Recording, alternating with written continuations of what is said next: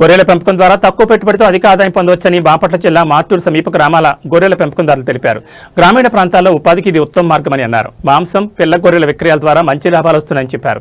పశుసంవర్ధక శాఖ అధికారులు సమయానికి వ్యాధి నిరోధక టీకాలు, మందులు అందిస్తూ సాంకేతిక సలహాలు ఇస్తుండటంతో గొర్రెల మరణాలు తగ్గి లాభాలు పెరుగుతున్నాయని వెల్లడించారు. ప్రభుత్వ ప్రోత్సాహంతో మరింత మంది యువకులు గొర్రెల పెంపకంపై ఆసక్తి చూపాలని వారు సూచించారు.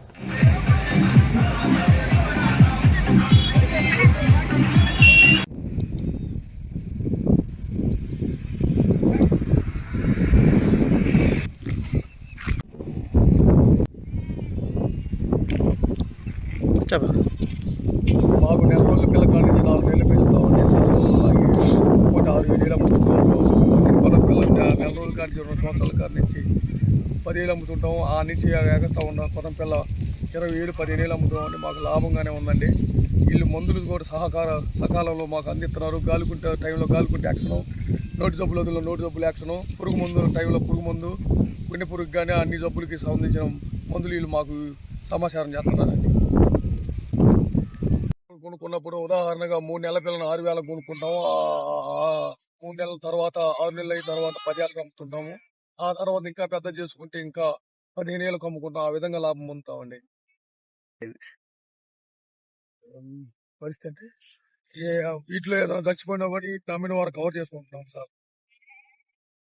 సహకారం ఇప్పటి వరకు ఏమంటాం లేదండి. నెలకైతే 10-12 నెలలకు అమ్ముతాం. అది మేకలు అయితేనే 3 నెలలకి. అది కావాలంటే 3 నెలలు అన్న, 3 నెలలు దాదాపు 20,000 అమ్ముతాం. అది కావాలంటే 15 కేజీలు 20 కిలోలు రావాలంటే దాదాపు 5 నెలలు పట్టి. అది అప్పుడు మార్కెట్ రేటు 15,000 అమ్ముతాం అన్న. అది అది ఇబ్బంది ఏం లేదు.